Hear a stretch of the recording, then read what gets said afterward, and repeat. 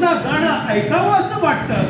केवढा रसिला आवाज, अल्लाची देणगी, त्याला जोड कुठली नाही मग पंचमाला षडजाच्या जोडाशिवाय सप्तसुरांचा तानपुरा वाजेल का? मैत्रीच्या जोडाशिवाय जीवनात आनंद नाही, त्याशिवाय साथ जुळत नाही, बोलत नाही.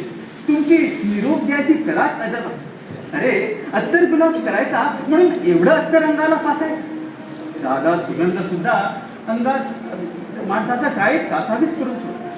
राजा जरा आता कपडे बदलून ये, त्यानं तरी हा सुगंध जातो का बघ.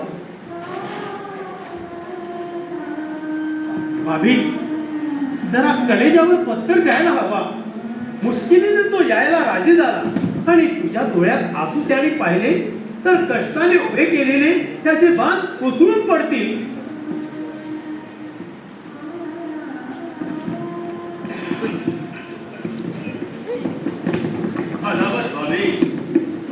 ओठ बक्षी चाचा, आइये आइये. सलामत ही मंडळी होत्या जी हे ऐकलं भारी सदमा पोहोचला. वाटलं साऱ्यांना भेटू द्या. श्रीकांत भैया कुठं आहे? आहे आत, येतील एवढ्या. बेटी कुठं जायचं ठरलं? देवास ठाऊक, जावं लागणार एवढं खरं आहे. बेटी तो अल्लाह मोठा रहमदिल आहे. हिंदुस्थान कलावंताची कदर करणारा देश आहे. तिथे कोणाच्याही दरबाराला राजगवई म्हणून मानानं राहता येईल. फिकीर तुमची वाटत नाही, वाटते ती आमची. जी तुम्ही गेल्यावर या मोहल्ल्याची विजाच निघून जाईल. श्रीकांत भैयासारखा दिलदार रसिला मालिक या हवेलीला नेणं मुश्किल आहे. आपलं घरदार सोडून जायची का कुणाला हौस असते? मैं मानता हूं, झाडाचं पान घळून पडलं तरी जमी गाठताना चक्कर काढतं. मग बोलून चालून एक सांग. पानानं किती जरी चक्कर काढली तरी ते फांदीला थोडीच चिकटणार आहे. तो मालिक तो करील ते खरं. बेटी या सफेद केसाने खूप जमाना पाहिला. अनेक जन्मगलेल्या रात्री आणि काळोखे दिवस त्या डोळ्याने पाहिले. नभावा पुढे थाट असलेली ही थाट कमर अल्ला पुढे दिसली.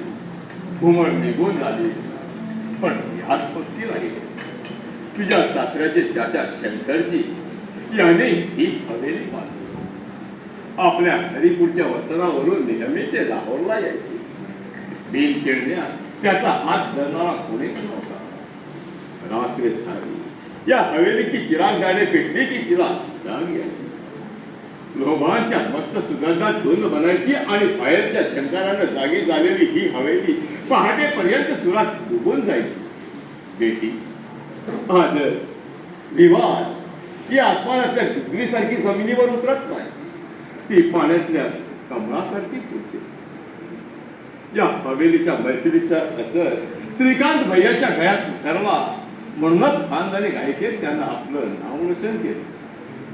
या हवेलीचा गुण आहे. आता या हवेलीचा मोह धरून चालणार नाही. पण ती सलामत राहते एवढं तरी पाहाल की नाही? आम्ही गेलो म्हणून ती दासळणार आहे थोडीच. तसं नाही. कुणातरी फालतू माणसाच्या हाती ही हवेली गेली तर कायचीच होणार. म्हणजे माझ्यासारख्या पाक माणसाच्या हाती ही हवेली संपूर्ण केली तर किती लाज इज्जत. बक्षीस साहेब, बक्षीस या देण्या घेण्याच्या गोष्टी आम्हाला नाही कळत. आपण यांना किंवा यांना अमीरबाईंना विचारा. देणं घेणं कसलं बा? ही हवेली विकत मागत नाही. ते दिवस गेले. तुमच्या माघारी ही हवेलीची भुईट कोणीतरी कब्जा करणार. त्यापेक्षा मी इथं राहिलो तर हवेली आमची, तिचा कब्जा कोण करणार? हवेलीत बसून ते करायचं नाही बघ. जरा लाहोरच्या रस्त्यावरून चक्कर काटा. या मोहल्ल्याची जी घरी मोकळी झाली ती कोणी विकत घेतली. चीज वस्तू घेऊन जायला मिळतं तेवढंच बस समजतात ते. त्यापेक्षा आणखी काही जास्त मागत नाही. बक्षीस साहेब जरा सुगंधी घ्या. या हवेलीची वस्तू आहे आपल्यासारख्या पडोशी म्हणणाऱ्याला असं बोलावं याचा अर्थ समज नाही. अबे, यात आश्चर्य कसलं? मी खरं तेच सांगतो आहे. ही हवेली विकत कोण गेला? हे हिंदुस्थानात गेल्यावर या हवेलीची सराई होण्याऐवजी हा चाचा, या घराची माणसं जिवंत आहे तोवर तरी या अल्लाच्या दुआने ही सुखरूप आहे तोवर तरी या हवेलीची व्यवहार सराई करू नका. पडोशी म्हणवितात निदान आम्ही पडोशी समजतो म्हणून हे शिवानीशी जात आहे. अमीरबाई, यापुढे या पाक मुलकात नाकाप जिद्दा राहणार नाही. बक्षी साहेब, क्यों? अम्बारा कुटाता है हमें काफिर ही नहीं, लेकिन काफिर की रखवाली करने वाले भी हम गद्दार समझते हैं. या पाकिस्तानात त्या पैगंबराची रखवाली आम्ही पहचानतो.